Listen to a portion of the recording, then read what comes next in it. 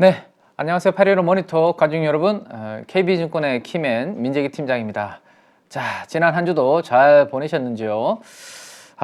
시장이 난해도가 다시 조금 상승하는 그런 모습이 나타나고 있습니다. 11월 초부터 조금 반등하는 듯한 시장이 조금 주춤하는 그런 모습인데, 그나마 다행스러운 게 금요일 밤에 미국 증시가 나스닥 중심으로 2% 정도 상승을 하면서 좀 긍정적인 주말이 마무리가 되었기 때문에 다음 주는 우리가 또 좀 기대해 볼 수 있을까? 뭐 이런 생각들 한번 해보게 되는데요. 자, 금요일 밤에 무슨 일이 있었고, 그 다음 이제 우리는 또 어떤 부분들을 좀 봐야 되는지에 대해서 오늘 좀 임팩트 있게 정리를 좀 해드리도록 하겠습니다. 날씨가 무척 추워지고 있습니다. 따뜻한 차 한 잔 드시면서 편안하게 한번 들어보시면 좋을 것 같네요. 자, 일단 미국 시장에서 이제 주요 그 이슈들, 산업과 관련된 뉴스들 정리를 좀 몇 가지 해드리도록 하겠습니다. 주요 지표 중에서는 이제 소비자 심리 지수가 나왔습니다. 소비자 심리 지수가 4이네요, 그죠? 4개월 떨어지고 있다, 뭐 이런 이야기가 있습니다. 이게 이제 나왔던 주요 지표 중에 한 가지였고요. 소비 심리가 이제 안 좋아지는 부분들이 있어서 4개월 연속으로 이렇게 하락하는 부분들이 나타났고, 예상했던 것보다도 안 좋게 나온 부분이 있습니다. 이런 것들이 무슨 영향일까요? 여전히 높은 수준의 금리 영향, 그 다음에 뭐 지정학적 전쟁도 있고 하니까 소비가 살짝 위축되는 그런 부분들이 어쩔 수 없이 있겠죠, 그죠? 그런 부분들이 있다라고 보시면 되겠습니다. 그래서 이제 이 소비 심리가 조금 위축되면 제가 항상 뭐를 말씀드리죠? 경기 소비재들, 그죠? 경기 소비재들이 영향을 좀 받는다라는 말씀을 좀 드립니다. 꼭 필수적으로 내가 구매해야 되는 것들이 아니라면 소비를 조금 늦추고 이연시키는 그런 부분들이 있다라는 겁니다. 그래서 최근에 뭐 자동차, 특히나 내연기관 휘발유차보다 전기차에 대한 재고가 미국에서 조금 늘어나고 있고, 일부 차종들은 가격 인하를 하고 있다, 뭐 이런 이야기도 들려오고 있는데요. 대표적인 비싼 좀 제품, 자동차는 우리가 뭐 1, 200만 원 하는 게 아니죠, 그죠? 작게는 3, 4천, 많게는 5천에서 1억 정도 하는 부분이기 때문에 경기에 영향을 좀 받는다. 자동차 외에도 보시면 지갑을 닫는 소비자들, 요거는 이제 국내 관련된 기사라고 보시면 될 것 같아요. 네, 가전이라든지 겨울이라서 저도 오늘 방송을 이제 촬영하러 올 때 아주 두터운 패딩을 입고 롱 패딩을 입고 왔습니다. 여의도에는 칼바람이 심하거든요. 네, 그래서 겨울에 사실은 의류가 성수기인데 뭐 최근에 의류도 조금 판매가 감소되고 있다, 뭐 이런 이야기가 나오는데 내용을 한번 보시죠. 고금리에 고물가, 제가 항상 이거 강조드리던 부분이죠, 그죠? 고금리와 고물가가 오면 우리의 지갑이 얇아진다. 그 지갑이 얇아지는 것을 어느 정도 좀 보존하기 위해서 많은 뭐 어디죠? 사업체들에서 근로자분들이 파업을 하게 된다. 미국도 그렇고 우리나라도 최근에 파업을 많이 하고 있는 이유가 이런 부분들 때문에, 내가 살기는 살아야 되는데 소비를 크게 줄일 수는 없으니까 임금을 올리고 싶은 그런 부분들이 욕구가 강하겠죠, 그죠? 그래서 차 판매 지수도 14개월 만에 하락으로 전환됐다. 그래서 구매력이 저하가 됐다. 이게 제가 핵심 포인트죠. 앞으로 그러면 이 소비가 우리나라보다, 특히나 제가 이제 주요하게 보고 있는 쪽은 어딜까요?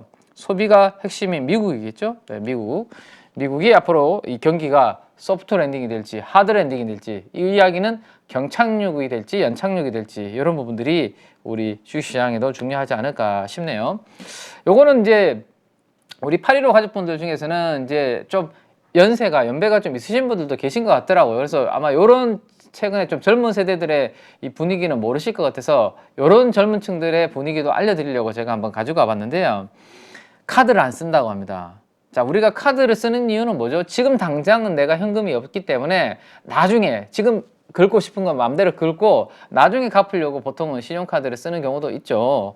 근데 그래서 신용카드를 쓰게 되면 오히려 내가 이제 소비가 조금 뭐라 해야 되나, 계획적으로 잘 하지 못하는 분들은 과소비를 하는 경우가 많죠. 뭐 지금 당장 카드 안 드는데, 저도 지금 방송 촬영하고 가는 길에 여의도에 더현대백화점, 저희 더현대 서울 가가지고 뭐 카드로 막 몇 가지 질러가지고 집에 가서 막 먹고 할 수 있잖아요, 그죠? 네, 당장 지금 현금이 안 들어가니까 한 달 뒤에 갚지 뭐, 이런 생각인데, 요즘 MZ 세대들은 카드를 안 쓴다고 하시네요.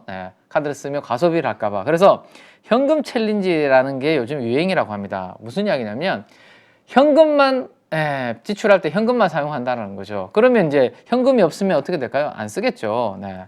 그 다음 페이지를 한번 보시면 그래서 젊은 층들한테는 하루에 10,000원.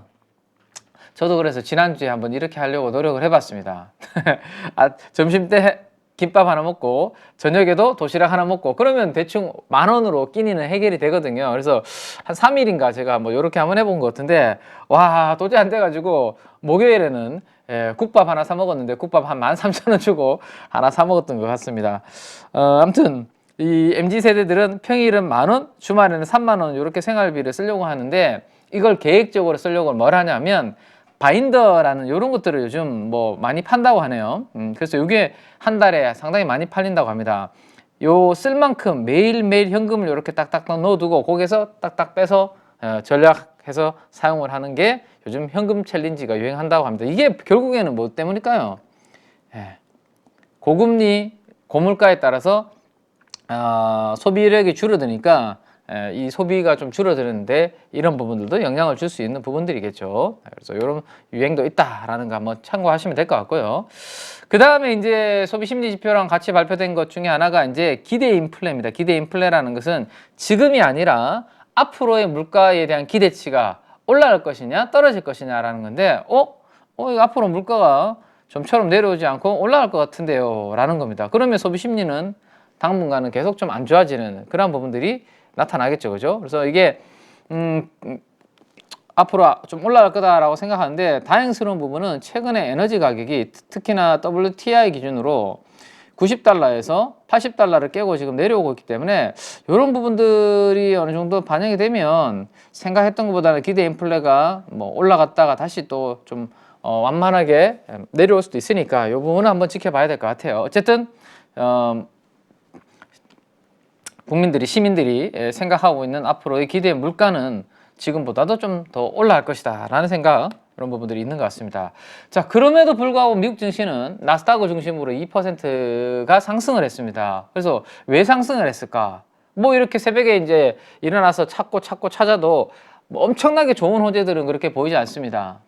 뭐 반도체 섹터가 아주 강하게 움직였는데요. 그 부분은 우리나라의 영향을 받아서 후행적으로 좀 움직이는 부분도 있는 것 같고 아무튼 그래서 긍정적인 내용들이 또 어떤 게 있을까라는 것을 생각해서 몇 개 찾아보면 이미 지난 장시작전 방송에서 몇 번 말씀을 드렸던 15일에 다음 주죠. 네, 다음 주에 미국의 바이든 대통령과 시진핑 주석 간에 1년 만에 정상회담이 있습니다. 여기에서 뭔가 조금 그래도 티격태격되던 이런 분위기가 조금 좋아지지 않을까라는 뭐 기대감이죠. 일단은 자 기대감. 근데 이건 알 수 없습니다. 특히나 뭐냐면 시진핑 입장에서 봤을 때는 본인은 장기 집권 쪽으로 지금 막 분위기를 만들어가고 있잖아요, 그죠? 근데 바이든 대통령은 내년 11월에 있을 대선에서 혹시라도 패배한다라면 이라는 생각을 하고 있을 겁니다. 그럼 굳이 내가 바이든하고 뭔가 뭐 화해를 하고 친해질 필요가 있나? 그 다음 카운터파트가 누구죠? 트럼프가 될 가능성이 높잖아요, 그죠? 트럼프 대통령하고 결국에는 또 뭔가 지금 해봤자 트럼프 대통령이 확 뒤집어 버리면 그죠? 달라질 거니까 오히려 지금은 슬쩍 분위기만 맞춰주다가 여기에 포커스를 맞출 수도 있는 그런 부분도 있을 텐데 어쨌든 오래간만에 만나고 그 만나는 부분에 있어서 서로 간에 주고받을 게 있을 것이고 기대감 아니면 그냥 원론적인 대화만 하고 또 헤어질 수도 있어요, 그죠? 한번 봐야 되지 않을까. 어쨌든 이 기대감이 영향을 일부는 준 게 아닌가 있고 자 이렇게 시장이 끝나고 난 다음에 또 약간 뭐 센티적으로 좀 안 좋은 내용은 무디스에서요. 무디스는 세계적인 신용평가 기관 세 곳 중에 한 곳이라고 보시면 되는데 신용 등급을 낮춘 건 아니고요. 신용 등급 전망에 대해서 안정적에서 부정적으로 다운을 이렇게 시켰습니다. 그래서 이건 좀 제한적인 부분입니다.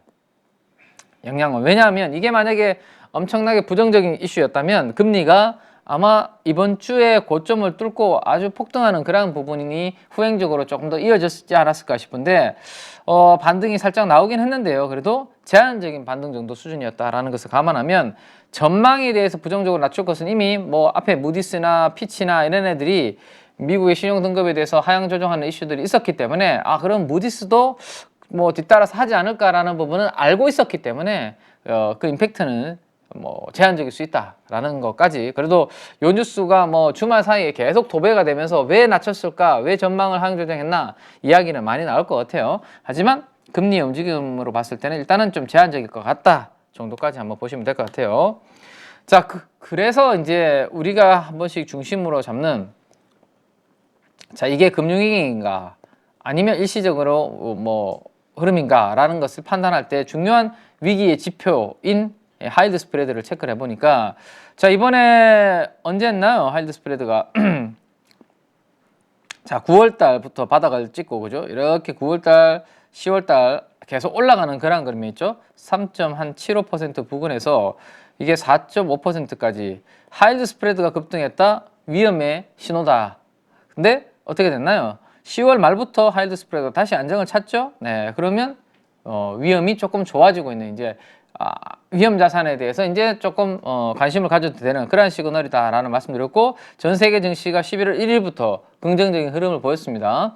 자, 오늘 새벽에 끝난 미국의, 이번 주말에 끝난 미국의 하이드 스프레드는 뭐 큰 움직임은 없네요. 더 빠지는 것도 아니고 그렇다고 올라가는 것도 아니고 옆으로 지금은 이제 툭 떨어진 순간에서 약간 멈춰 있는 그런 구간이다. 앞으로 다음 주에도 이 하이드 스프레드에 뭐 이 신용 등급이라든 이런 부분들의 분위기가 어떻게 영향을 줄지 모니터링하면서 조금 특별한 움직임이 나타나면 제가 업데이트를 해드리도록 그렇게 하겠습니다. 자, 그 다음에 이제 우리나라 산업과 관련된 이야기들을 좀 드려보면, 자, 일단은 뭐 헬스케어 쪽에 노보노디스크와 관련된 뉴스가 좀 나왔습니다. 노보노디스크가 생산시설 건설에 60억 달러를 투자한다라는 이야기가 나오고 있는데요. 전반적으로 경기가 안 좋아지면 투자를 조금 줄이려고 하는 것들이 보통은 이제 CEO들이 하는 부분들이, 경영진들이 그렇게 하려고 하는데, 이쪽은 너무나 핫하다 보니까, 그죠? 예, 핫한 쪽이다 보니까 오히려 과감하게 지금 투자를 늘리고 있는 그런 내용들이 좀 있습니다. 자, 더군다나 비만과 이 당뇨, 비만과 당뇨 쪽에서 시너지를 낼 수 있는 쪽에서 뭔가 뭐라 그래야 되나, 이거를 좀 시너지를 낼 만한 회사를 사기 위해서 좀 물색을 하고 있다? 네, 찾고 있다? 뭐 그렇게 보시면 될 것 같아요. 워낙 비만과 당뇨가 요즘 핫한 산업이고 키워드다 보니까 우리가 지금 이쪽도 잘하고 있는데, 혹시나 시장에서 이쪽 영역을 잘하고 있는 회사와 합하면 더욱더 시너지를 낼 수 있으니까 이런 것들이 없나? 왜? 지금 이쪽에서 돈을 지금 잘 벌고 있기 때문에 그 돈을 가지고 더욱더 투자를 하려고 하는 그런 부분인 거죠. 그래서 현재 우리가 잘하고 있는 분야에 더욱더 비만과 당뇨 이런 부분에 집중을 하려고 하는 것이 최근에 노보노디스크의 CEO의 핵심 전략이다라고 보시면 될 것 같습니다. 그래서 최근에 고혈압 치료제에 관련된 회사를 하나 인수를 했는데요. 당뇨, 고혈압 이런 부분들로 노보노디스크는 좀 집중을 하고 있다라고 보시면 될 것 같습니다. 우리가 이제 고혈압과 당뇨는 이게 고질병으로 환자분들이 계속 좀 증가하는, 그죠? 그러한 부분들이 있습니다. 그러니까 거기에서 돈을 계속 벌게 되고 그 번 돈을 가지고 새로운 쪽에 투자를 하는 이런 부분들이 나타나고 있다라고 보시면 될 것 같아요. 자, 그 다음 내용을 한번 보시면, 노보노디스크의 주가는 그래서 다른 뭐 기업들 대비해서 주가는 상대적으로 견조한 그러한 그림을 보이고 있고, 50일선과 200일선, 요 위에 있는 것은 21선인데요. 네, 50일과 200일이 미국에서는 중요하게 보는 이동평균선이죠. 정비율로 이렇게 꾸준하게 상승하는 흐름을 보여주고 있다라고 보시면 될 것 같습니다. 자, 그 다음에 일라이릴리 이야기를 좀 드려야 될 것 같은데요. 이게 노보노디스크뿐만 아니라 최근에 FDA에서, 미국의 FDA에서 일라이릴리의 비만 치료제를 승인한 그런 부분들이 나타나고 있습니다. 그러면 지금 노보와 일라이가 경쟁적으로 지금 비만 당뇨 쪽을 막 뛰어들고 거기에서 성장하기 위해서 노력을 하고 있잖아요, 그죠? 그래서 노보도 그렇고, 노보가 지금 그래서 벌어들인 현금으로 성과를 더욱더 시너지를 낼 수 있는 회사를 물색하고 있다는 말씀드렸는데, 그러면 일라이는 가만히 있을까요? 일라이도 마찬가지 아닐까요, 그죠? 일라이도 노보에 뒤지지 않기 위해서 아마 인수 합병을 할 만한 똘똘한 회사를 찾으려고 하는 움직임들이 경쟁적으로 이 두 회사가 벌이지 않을까. 그러면 뭐 이러한 관련된 기업들의 몸값은 어떻게 될까요? 이렇게 올라가는 그런 부분들이 있을 겁니다. 대표적으로 어떤 기업을 사고 싶을까요? 당연히 한 달에 한 번 맞는 것보다는 일주일에 한 번 맞는 게 좋을 것이고요. 일주일에 한 번 아니죠. 일주일에 한 번 맞는 것보다는 매일 맞는 것보다는 일주일에 한 번 맞는 게 좋을 것이고, 일주일에 한 번 맞는 것보다는 한 달에 한 번 맞는 게 더 좋을 겁니다. 그죠? 그래서 이렇게 주사를 맞는 간격을 훨씬 더 이렇게 간격을 좀 벌릴 수 있는 그런 기업이 있다라면 사서 우리의 약을 거기에 접목해보는 이런 것들이 대표적인 부분들이 영역이 되겠죠. 그리고 또 하나는 뭘까요? 저는 자, 일단은 지금 보시는 것처럼 배에다가 이렇게 주사를 찌르는 장면이 나오잖아요.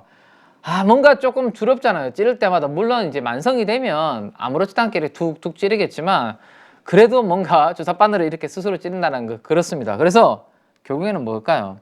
구강. 그러니까 먹는 약. 그죠? 비만 치료제인데 내가 주사로 이렇게 찌르기보다 그냥 알약으로 됐거나 뭔가 예를 들어서 뭐 액체로 됐거나 액상으로 됐거나 그냥 입으로 먹는다면 얼마나 더 편할까요? 그래서 이런 것들을 할 수 있는 기업들을 인수하고 싶어하는, 가지고 있는, 버는 돈을 가지고 저는 그럴 것 같거든요. 그래서 이번에 이제 일라일릴리가 위고비보다 체중 감량이 더 높은 약이 나왔고 이게 치료제 승인을 받았다라는 내용이 있는데, 그래서 우리 뇌에다가 포만감을 느끼게 만들어서, 그죠? 결국에는 먹는 거를 줄이는 등등 뭐 이런 부분이 있는데, 비만 치료제 임상 비교를 보면 노보노디스크의 요 약들은, 그죠? 평균 체중 감소 효과가 싹센다는 7.5, 위고비는 15%입니다. 근데 이번에 그 승인을 받았던 일라일릴리의 젯바운드는 어떻게 되나요? 22.5% 훨씬 더 효과가 있다라는 겁니다. 그래서 이제 경쟁이 아마 치열해지지 않을까라는 겁니다. 그래서 일라일릴리도 20일, 50일, 200일 이렇게 지금 정배열로 움직임이 나타나고 있다 정도 한번 보시면 되고요. 자, 그래서 저는 좀 전에 말씀드렸던 것보다, 그래서 어떤 쪽을 이제 그러면 사고 싶을까라는 생각에, 첫 번째가 기간을 길게, 그죠? 효과를 가져갈 수 있는, 주사를 자주 안 맞아도 되는 그런 약효 지속 관련된 부분인데, 우리나라에 대표적으로 펩트론과 인벤티질의 두 개가 있는데, 최근에 일주일 동안의 흐름을 이렇게 그려보니까요, 완전히 극과 극이네요. 펩트론은 여기에 있는데 14% 상승인데, 인벤티질은 여기에 있네요. 마이너스입니다. 그죠? 어떤 거는 올라갔고 어떤 거는 완전히 빠졌네요. 보통은 조금 트렌드가 만들어졌을 때는 갈 때는 같은 방향으로 올라갔는데, 지금은 펩트론과 인벤티지랩의 방향이 완전히 달라지는 그런 부분들이 나타나고 있습니다. 그래서 지금 조금 전에 노보와 일라일리가 경쟁적으로 아마 이런 기업들을 살려고 할 텐데, 이 후보군이 펩트론으로 조금 글로벌 업체와 뭐 이러한 부분들이 있다 보니 인벤티지보다는 펩트론 쪽으로 더욱더 시장에서는 긍정적으로 보고 있는 게 아닌가, 주가 흐름을 봤을 때, 그죠? 그런 생각이 좀 드네요. 그죠? 자, 그런 부분들이 있다라는 거고, 그 다음에 아까 이제 주사도 있고 먹는 것도 있는데, 패치형이라는 게 있잖아요. 패치형. 그러니까 몸에 파스처럼 이렇게 딱 붙이는 거 있잖아요. 붙이는 형태의 비만 치료제도 개발을 지금 도전을 많이 하고 있다라는 이야기입니다. 국내사들은 그래서 주사제 형태가 아니라 불편한 주사제가 아니라 패치형으로 비만 치료제를 어떻게 해볼 수 없을까를 하고 있고, 이런 것들을 우리나라 국내 기업들이 하고 있습니다. 그래서 이런 부분들은 내년도에도 우리가 관심 있게 시장의 분위기에는 체크를 좀 해봐야 되지 않을까라는 생각이 좀 드네요. 그죠? 네. 그래서 그러면 이왕이면 제일 좋은 거는 그래요. 우리가 무슨 관련주를 찾죠. 그러니까 뭐라 그래야 되나? 엔비디아 관련주 국내에서는, 그 다음에 테슬라 관련주, 그죠? 관련주를 많이 찾는데, 항상 관련주보다는 얘네들이 훨씬 더 똘똘하고 안정적일 수 있죠. 왜냐하면 펩트론이나 예를 들어 인벤티랩이 이들과 되면 좋은데 안 됐을 경우, 다른 회사들이 선택됐을 경우에는 얘네들은 어떻게 될 거냐, 그런 항상 리스크, 불확실성이 있기 때문에 항상 누구 관련주를 찾기보다는 오히려 그들을 투자하는 게 훨씬 더 나을 수도 있습니다. 이런 것들은 고민을 한번 해보실 필요가 있겠죠. 그래서 차라리 뭐 이러한 관련주, 국내 관련주를 찾기보다는 노보나 아니면 일라일리를 직접 투자하는 뭐 그런 부분들에 대한 고민도 필요하지 않을까라는 생각입니다. 자, 그 다음 썸 인베스터 일부 투자자들이 파월의 이번에 그 매파적인 발언에 대해서 조금 이제 금융의 환경이 조금 좋아지는 완화되고 있는 부분에 대한 이제 반응이었다. 파월의 매파적인 발언은 그 정도였다. 뭐 너무 심각한 부분은 아니다라는 코멘트들이 좀 나오고 있는데요. 지난번에 제가 11월 1일 날 FMC 회의가 끝나고 난 다음에 파월 의장은 본인이 코멘트를 하고 시장이 너무 조금 과열이 되거나 금리 인상 사이클이 끝났다라는 식으로 시장이 인식을 할 때 오히려 조금 다시 경계감을 가지는 그런 코멘트들을 보통은 해왔기 때문에 이번에도 그런 코멘트가 나올 수 있다라는 말씀을 제가 이제 지난 FMC 회의 끝나고도 해드렸는데 이번에 이러한 발언들을 좀 했잖아요, 그죠? 그래서 너무 기자회견에서의 발언이 비둘기적으로 느껴져서 금리 인상 종료로 시장에서 받아들였을 때는 시장 경고를 좀 하는 경향이 있었고 그런 부분들 때문에 나타나고 있는 분위기다라고 보시면 될 것 같아요. 그리고 금리 인상 종료된 건 분명히 아니라고 이번 주에도 이야기를 했습니다. 그래서 앞으로 데이터에 따라서 향후에 방향은 결정되지 않을까. 그래서 이런 부분들을 우리가 너무 금리 인상이 종결됐다라고 보시면 안 될 것 같고요. 추후에 나오는 데이터들을 가지고 계속 체크를 좀 해나가야 될 것 같습니다.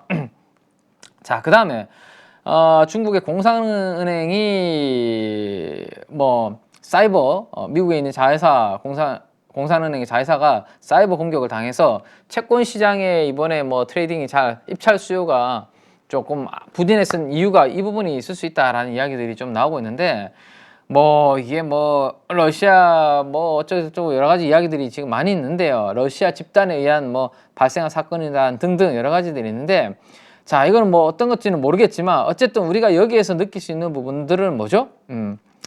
이게 사이버 공격이 수시로 이렇게 중요한 기관에 대해서 공격이 들어오고 있기 때문에 앞으로의 세상은 이 보안이라는 부분은 훨씬 더 중요해질 수 있는 부분이구나 라는 그런 부분들을 우리는 체크를 하시면 되는 거예요. 그죠?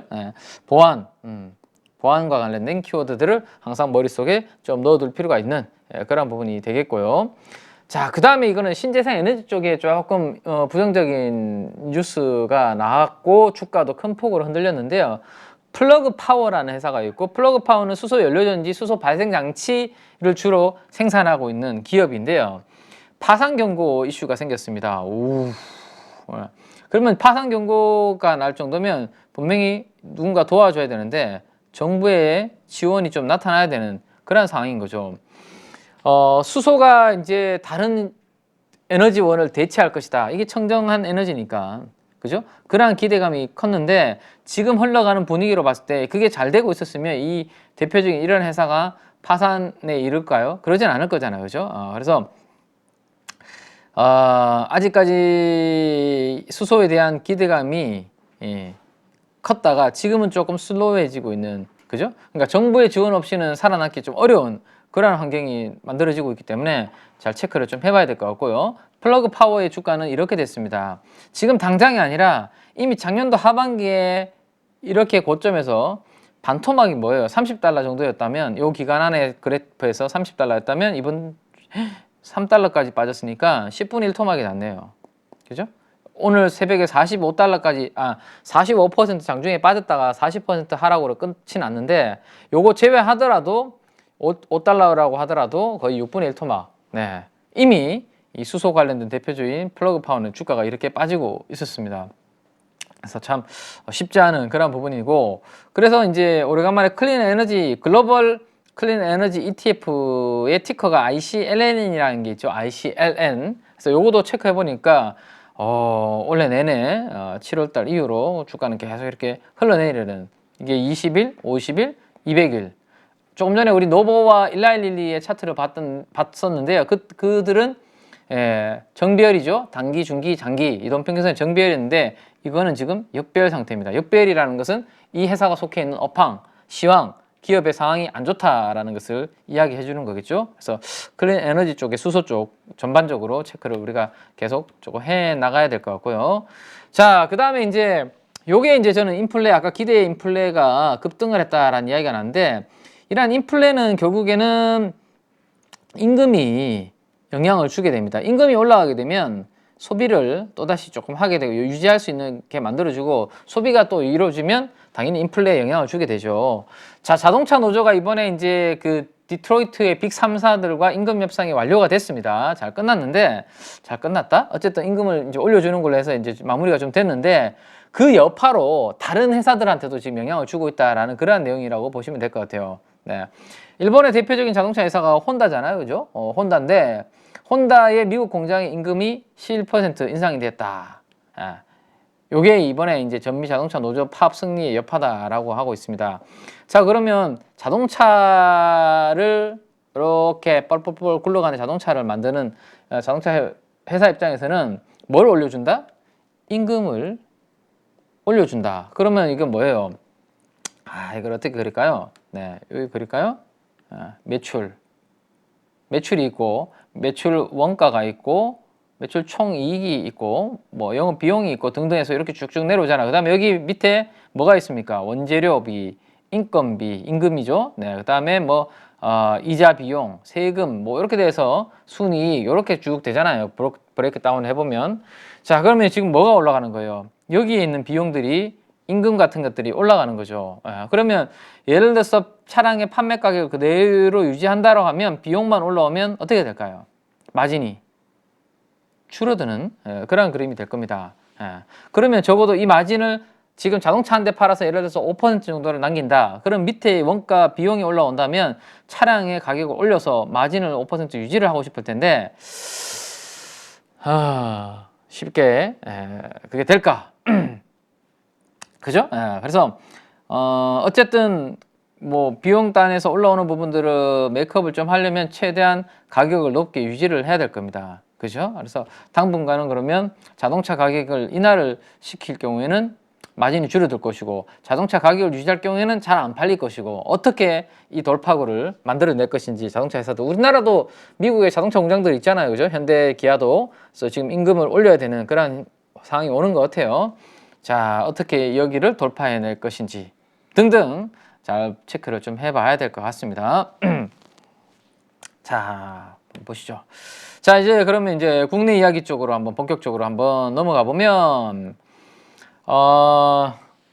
시장을 제가 이제 지난주였나요? 지난주에 우리 그 공매도 금지에 대해서 직전에 공매도 금지했던 거랑 지금이랑은 좀 다르다라는 것을 말씀을 드렸고 그 이유 중에 하나가 고객예탁금과 금리와의 관계, 그죠? 고객예탁금은 빠져나가고 있고 금리는 높은 수준이니까 그때 2020년 코로나 때, 네, 요때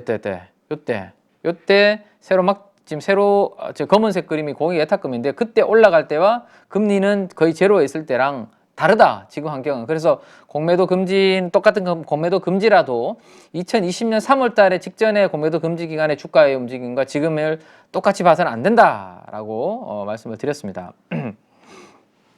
그 부분은 말씀을 드렸는데요. 자, 요거는 뭐냐 하면 이것도 마찬가지입니다. 고객예탁금과 우리나라 코스피의 지수를 제가 같이 한번 그려본 건데요. 같이 그려본 건데, 이게 지금 고객예탁금이 올라갈 때 전체적으로 검은색 그림, 코스피 지수도 이렇게 반등을 주는 모습인데, 고객예탁금이 이렇게 빠지니까 코스피도 노란색 빠지고, 고객예탁금이 조금 올라가니까 코스피 올라갑니다. 그럼 지금이 어떻게 되고 있다? 고객예탁금이 60조 원 부근에서 40조 원대까지 이렇게 지금 빠지고 있는 구간이잖아요. 그래서 코스피도 당연히 유동성이, 주식은 결국엔 핵심은 유동성입니다. 그죠? 유동성이 얼마나 풍부하냐에 따라서 영향을 받는데 유동성이 빠지고 있는 구간이기 때문에 고객예탁금은 전체적으로 지금 주식시장에 좀 부정적인 영향을 주고 있다. 뭐 이렇게 보시면 될 것 같아요. 아시겠죠? 네, 그래서 고객예탁금이 감소하면서 개인 투자들의 개인 투자자들의 힘은 좀 빠지지 않나라는 생각이고 대신에 누가? 주도권은 외국인과 기관. 올해 상반기는 결국에는 개인 투자자들의 수급으로 아주 종목장세였잖아요. 그죠? 근데 지금 하반기에 개인 예탁금이 빠지고 있는 상황이기 때문에 이 시장의 주도권은 외국인과 기관 쪽으로 지금 이동하는 그러한 부분입니다. 그래서 외국인이 결국에는 시장에서 좀 들어와줘야 지수가 좀 오를 수 있는 그런 환경이다라고 보시면 됩니다. 자, 그러면 키맨님, 우리나라 주식시장이 좀 그러면 좋아지려면 어떤 뭐 없나요? 희망이 없나요? 하반기 산타크로스 우리 뭐죠? 산타랠리는 없나요? 라고 하신다면 저는 여기에 조금 희망을 가지고 좀 체크를 하고 있는데, 최근에 나오는 뉴스가 공매도 금지에 이어서 두 번째로 증시 부양 카드로서 이 보시는 것처럼 대주주 주식 양도세 완화와 관련된 카드를 지금 만지작 하고 있다라고 보시면 될 것 같아요. 자, 이게 무슨 이야기냐? 지금은 10억으로 되어 있죠. 10억. 10억으로 되어 있기 때문에 12월 달 마지막 주에 내 한 종목당 10억이 넘는 종목이 있다면 밑으로 낮춰야 돼요. 그러지 않으면 세금을 내야 되기 때문에 이 부분을 10억에서 아니면 20억 아니면 50억으로 요거를 상향시켜 주는 것을 지금 검토한다라는 겁니다. 이게 그래서 한 달 내에 빨리 되면 시행령 개정해서 올해부터 적용이 될 수 있습니다. 그러면 상식적으로 생각해 보세요. 자, 이거 10억 정도 간단해서 마지막 주에 팔아야 될 것 같은데 라고 생각하시는 분들이, 만약에 이 한도가 20억으로 늘어나면 여유가 있잖아요. 여유가 있으니까 굳이 안 팔아도 되죠. 매도의 압력이 어떻게 될까요? 줄어듭니다. 매도의 압력이 줄어들어요. 그렇기 때문에 당연히 지금 시장에 살려고 하는 세력보다 팔려고 하는 세력이 더 강하다라면 당연히 팔려고 하는 매도의 에너지가 줄어든다면 연말에 우리 11월, 12월에 증시 안정에는 당연히 도움을 줄 수밖에 없는 그러한 이벤트가 된다. 그래서 대주주 주식 양도세 완화와 관련된 이 부분은 결정이 되면 나쁘지 않은 저는 임팩트를 줄 것이다. 긍정적인 임팩트를 준다라는 겁니다. 그래서 그 관련된 내용은 이렇게 한번 정리를 해 두시면 될 것 같네요. 네. 저 정부와 지금 여당에서 과세 기준 상향 추진을 하고 있는데, 지금은 보유 주식의 시가가 10억 원 이상이면 애매합니다. 자, 제가 금요일 날 여의도에 제 지인 중에 아주 자금을 수백억으로 이제 운영을 하고 있는 부티크를 하고 있는 친구가 있는데요. 그 친구를 만나서 이야기를 해보니까 당연히 이제 수백억을 하니까 한 종목을 천만 원, 5천만 원, 1억 이렇게 사지는 않을 거예요. 적어도 10억, 그죠? 20억 이렇게 살 겁니다. 근데 이 친구가 그런 이야기를 하더군요. 제가 이제 이야기를 해봤죠. 야, 이번에 이거 상향 조정되면 효과 있겠냐 그랬더니 나도 그렇다 이렇게 이야기를 하더라고요. 예를 들어서 지금 한 종목을 가지고 있는데 이 종목이 한 7, 8억 정도 가지고 있는데 이거를 더 사고 싶어도 못 산다는 거죠. 왜냐하면 한 달 사이에 혹시라도 이게 주가가 좀 잘 돼가지고 튀어버리면 10억을 넘어가기 때문에 더 사고 싶어도 못 사는데, 만약에 이거를 한도를 20억으로 늘어준다라면 이거는 여유가 꽤 있잖아. 그러면 내가 한 5억 정도는 더 사도 된다는 거죠. 사고 싶으면. 무슨 말씀인지 아시죠? 매도도 안 나오고 매도할 이유도 없고 오히려 더 살 수 있는 여력을 만들어주는 거다라는 겁니다. 그래서 이런 부분들을 효과를 제 아는 이런 좀 큰 자금을 이렇게 운영하고 있는 부티크 친구들은 이거 되면 자기도 더 살 생각이 있고 굳이 팔 필요가 없는 그런 부분들이 생긴다라고 하는 거죠. 그래서 금액을 한도를 얼마나 할지 모르겠지만 어쨌든 20억 정도로만 해줘도 충분히 이 정도의 버퍼가, 한 종목당 20억 이상 사는 분들은 그렇게 시장에서 많지는 않잖아요. 그죠? 많지는 않습니다. 그래서 충분히 제가 봤을 때는 10억 정도 사시는 분들이 좀 꽤 있기 때문에 영향은 있다라고 보시면 됩니다. 그래서 이렇게 정리를 한번 해봤는데요.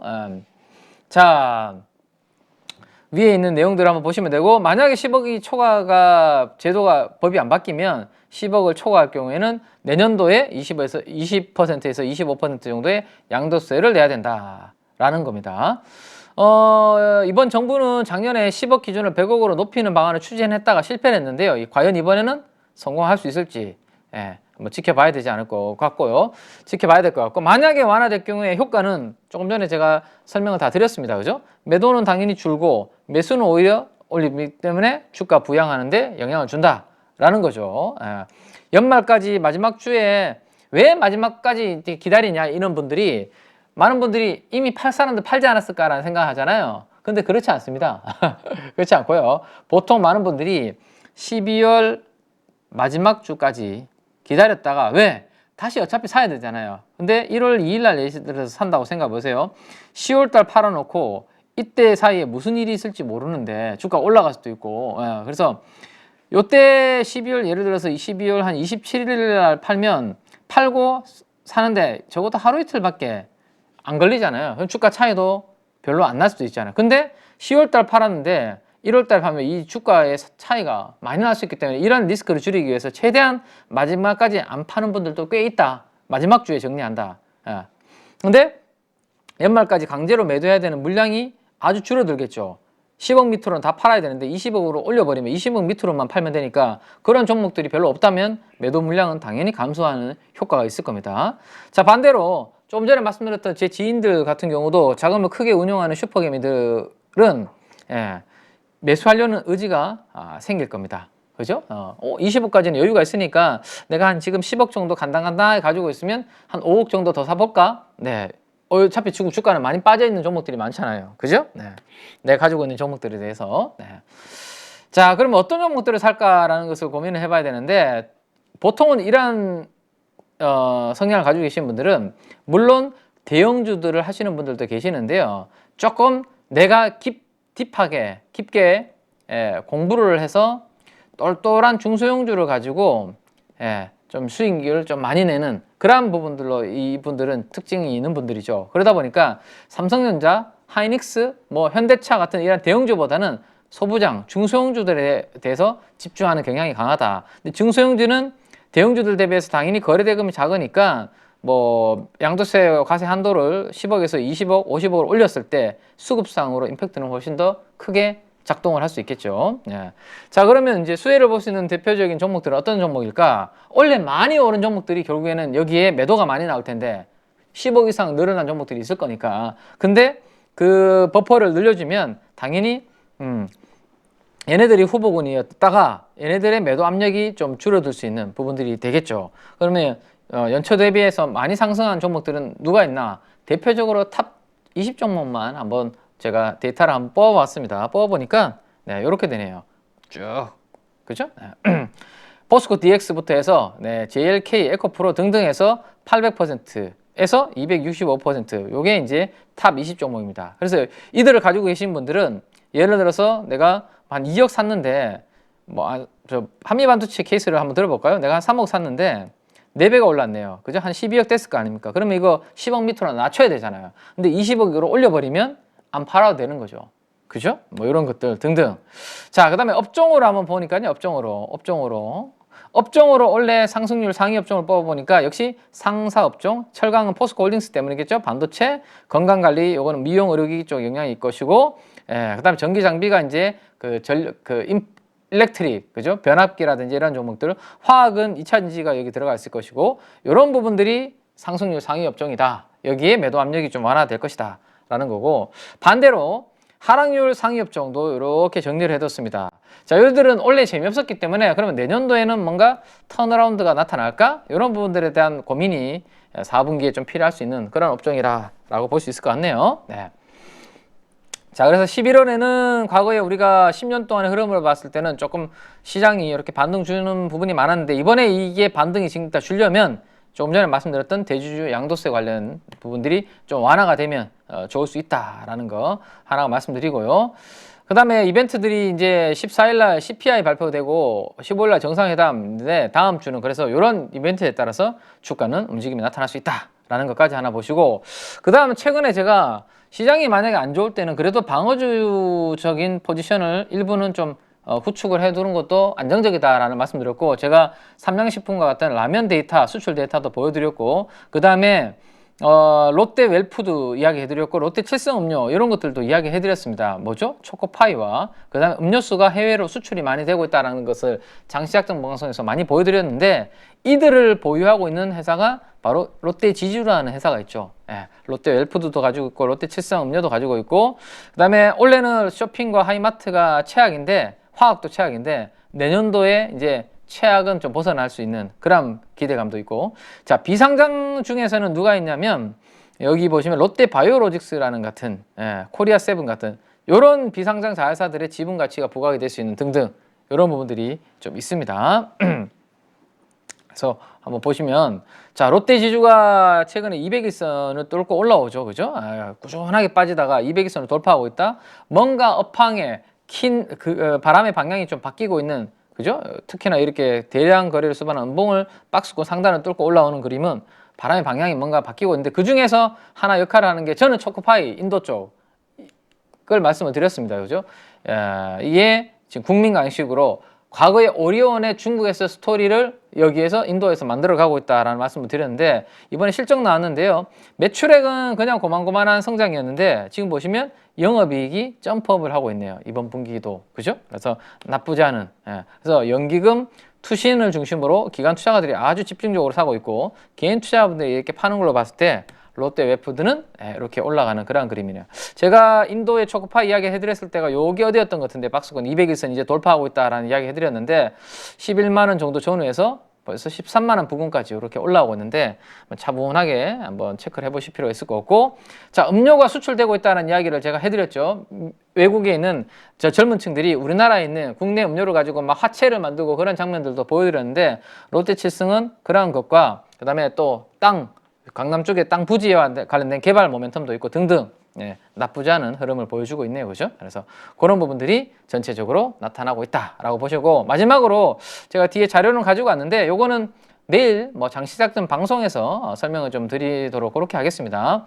IT 쪽에서 지금 반도체가 괜찮은 그러한 그림을 보여주고 있는데 반도체는 누구나 좀 다 알고 있는 내용이죠. 그죠? 그래서 제가 금요일 날 KB증권의 프라임클럽 가족분들한테 2024년도 성장이 또렷하게 보이는 섹터 쪽으로 보는 게 좋겠다라는 것을 이제 글을 작성해서 이제 카카오 알림톡으로 이제 발송을 해드렸는데요. 지난 금요일 날 밤에 지금 보시면 한미반도체 실적이 나오고 난 다음에 한미반도체가 시간에서 하한가를 갖고 반도체 관련주들이 대부분 큰 폭으로 하락하는 그런 움직임이 나타나고 있습니다. 그죠? 그래서 많이 올랐는데 실적이 뒷받침되지 않으니까 약간 흔들리는 모습이 나타나고 있는데 IT 내에서 그래서 저는 오히려 많은 분들이 이미 관심이 있는 반도체도 뭐 좋은 또 타이밍, 이번 조정 타임에서 잡아야 되겠지만 저는 오히려 이 디스플레이 관련주들도 한번 공부를 좀 계속 해나가야 되는 쪽이 아닌가. 소외되어 있고 별로 관심이 없는 쪽이죠. 근데 결국에는 이 OLED가 앞으로 많이 확대가 될 것 같아요. 지금까지는 스마트폰 쪽이었는데 애플이 쪽으로 진출을 하잖아요. 그죠? 애플이 내년도 태블릿 쪽, 아이패드 쪽으로 진출하고 그 다음에 뒤에 보면 데이터가 하나 있을 텐데요. 없나? 그거는 제가 안 가져왔네요.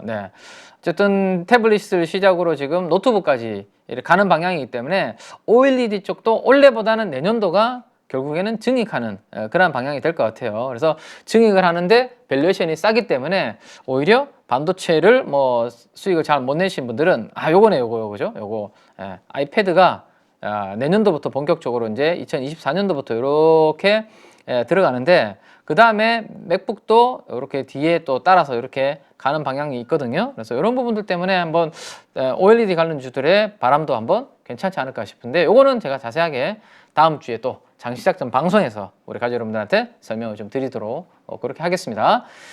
자, 그래서 대주주 양도세 관련해서 완화되는 그런 부분들이 나올지, 그 다음에 IT 쪽에서는 또 OLED 관련된 이런 부분들에 대해서 새롭게 좀 공부를 좀 해보자라는 부분들을 결론적으로 좀 전달을 해드리면서 이번 주 주간지 시황은 여기서 마무리를 하도록 하겠습니다. 자, 일요일 밤 가족 여러분들 편안하게 꿀잠 주무시고요. 저는 내일 아침 8시 장시작전 방송에서 다시 인사드리도록 하겠습니다. 감사합니다. 김혜인이었습니다. 안녕하세요. 8.15 모니터 가족 여러분, 임수열입니다. 이번에 하나증권과 8.15 모니터기 함께 특별한 이벤트를 진행하는데요. 8.15 모니터 가족분들이 하나증권 신규 계좌를 개설하시면 특별한 혜택을 받으실 수 있습니다. 첫 번째 혜택은요, 국내 주식을 살 수 있는 3만 원을 드립니다. 두 번째 혜택은 하나증권과 함께하는 8.15 머니쇼 초청 받으실 수 있는 초청권입니다. 8.15 머니쇼는 특별한 강사진들에 의해 진행되는 프리미엄 세미나로 매회 500분을 초대해서 진행할 예정입니다. 그 외에도 소수점 주식 혜택을 드릴 거고요. 하나증권 계좌를 처음 만드는 분이라면 누구나 신청 가능하십니다. 이제 혜택 받는 방법 알려드리죠. 영상 하단부 더보기란에 기재된 링크를 통해 신청하시면 됩니다. 반드시 더보기란 링크를 통해서 계좌를 개설해야 이 혜택을 받을 수 있으니 유의해 주시기 바랍니다. 하나증권과 8.15 머니톡이 함께 주식으로 하나 되다. 8.15 모니터 가족 여러분의 많은 참여 부탁드립니다.